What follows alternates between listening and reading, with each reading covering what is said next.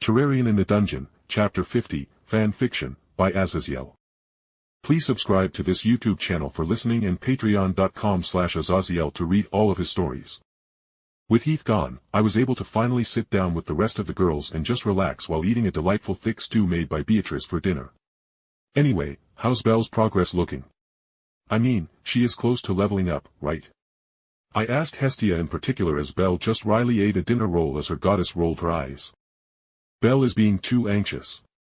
She wants to match your level up, but honestly, she needs another week or something to polish off her stats. Hestia said crossly to Belle, who refused to meet her eyes and only nibbled at her large dinner roll like it was the most delightful thing in the world. But either way, I imagine you two plan to hunt the stronger monsters that are on Rivera's floor. Hestia asked, and I nodded firmly. With my water candles and other spawn rate multipliers, along with building a little base to fortify ourselves, we could fairly easily slaughter the level 2-3 monsters that were normally uncommon on the 18th floor. Which would give us an amazing amount of Excelia to fuel our base stats, not to mention how Belle was still technically a lower level, and to be killing those stronger lifeforms she would be compensated for the action however she accomplished it. Yes, we will be safe in my structures and little bases I make, I said confidently before wryly smiling as I continued with my words, earning a snort from Seshet and Hestia. The only issue with my mass slaughter plans is how damned long it takes to extract all the monster stones just to remove the stacked corpses that will pile over our bunker. I said dryly as my eye twitched at the memory of building a sort of pillbox that I almost got squished in as I tried to remove the body surrounding it. Sadly, monster stones are very destructible, unlike Terraria drops, so should I make a lava pit and hide in a box of glass to hurt all the monsters to fall into the pit of lava, I would lose all the drops. Could be a decent attempt to drain the dungeon of energy though. Anyway, me and Belle are going to talk for a bit. Thank you for the dinner, Beatrice. I said respectfully to the woman who was now cooking all my meals, and just generally taking care of the chores of the house, as Seshet and Hestia certainly weren't going to be doing them. I ended my own little dinner early as I saw Belle was rather deep in thought, so I wanted to grill her on what was bouncing around in the head of hers. No problem, Jake. I am happy you enjoyed the meal, but do you think you could come to my room for a bit tonight? Beatrice asked, blushing as Seshet threw her a knowing grin as Hestia just cocked her head to the side in confusion. But what was more interesting was how Belle blushed with the red spreading from her neck up to her face as I told Beatrice she was welcome into my room later on into the night, as Belle likely was going to sleep in her own room later after we talked for a bit. Alright, let's go, Belle, I said lightly as followed behind her as she walked into the room that had truly become my own bedroom. I had removed the piles of bedding that filled the room to instead have some furniture that I crafted myself, including my own sinfully comfortable bed that would perfectly support me. Once I got Belle onto a couch and sat across from her, I started off by bluntly asking what was on her mind. So, Belle, what's rattling in your head? You were quiet at dinner, and Hestia was obviously worried about you. Belle sighed before she bit her lip softly, looking way too cute while doing it, and then she shook her head as she finally met my blue eyes with her ruby gem-like red eyes. I shouldn't have left you at the event. If I was there when Evelys attacked, maybe you wouldn't have gotten poisoned and you wouldn't have needed to even teleport home.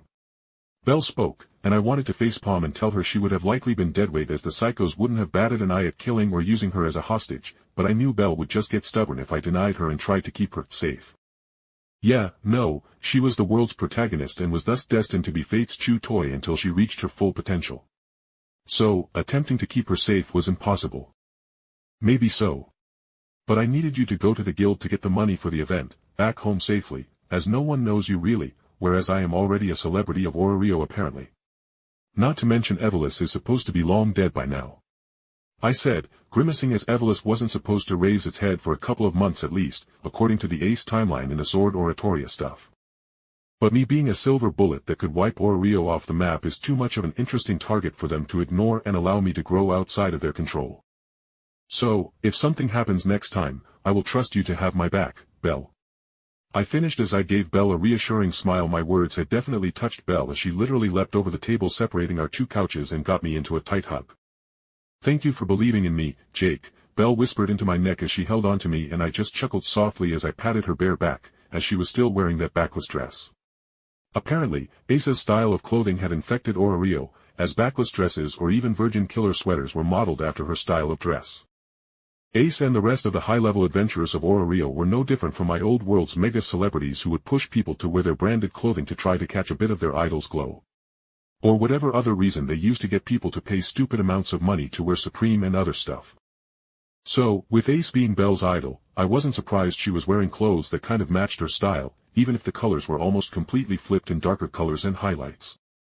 "It's alright, Belle, so anyway, how are you and Hestia settling in with us?"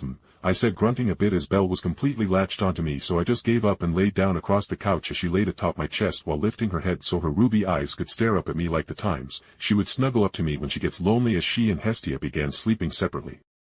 Apparently, Hestia had conditioned Belle to literally have issues sleeping alone in the comfort of her own bed or even on the ratty couch they had at the church they used to live within, as she needed a big pillow to either hug or be hugged in turn before she could settle down. Looking down at Belle's adorable ruby eyes looking up at me with affection, I just ran my fingers down her bare back, making her hum in comfort and push her breasts into my chest. "Hey Belle, how about we go out on an actual date or something tomorrow?" I asked softly as Belle's eyes snapped open in surprise at my question, and her deep blush made a return as she squirmed across my body, but with my palm on her back, she couldn't run off to go scream in her bedroom or anything else insane. Once Belle calmed down and her blush lowered from atomic red to a soft pink, she whispered, "Jake, aren't you and Beatrice or even Lady Sechet dating?" Belle got to see my eyes twitch as I wryly shook my head. I moved the palms of my hands off her back to pull my shirt off so I could point to the scars on my left shoulder. "See this, Belle. This is Sechet's claim on me as I took her as my woman. Because of that, my actual dating pool consists of only human elves and maybe Palams, as the other more primal races see a beastkin goddess being claimed by me as a magical prime meat sign, and the only thing on their mind is the actual act of passion instead of building a relationship," I said, and Belle nodded in understanding as she softly spoke. "That, and you cannot build a family with Lady Sechet either. I am not blind to Hestia's affections anymore, but I want to build a family myself." Belle spoke softly as she laid her head sideways on my chest so she could listen to my heartbeat, and I noticed she was actually matching my breathing as she matched our bodies' natural motions just like we would do together in the dungeon as we naturally fought together. So, with my little reminder about my status, she fell silent for a minute before she snorted softly as she gazed up at me with not only affection brimming in her ruby red eyes but some other emotions I couldn't sort out as she spoke. "Okay, Jake. I accept your date. As the heroine you saved in the dungeon, I can't just refuse you. Hee hee." She giggled and then she leaned forward, surprisingly pecking me on the cheek. In my surprise at her brave act, she slipped out of my hands and all but glided out of the room as she went towards her bedroom with her sweet giggling following her path until my door was shut with a loud clicking noise.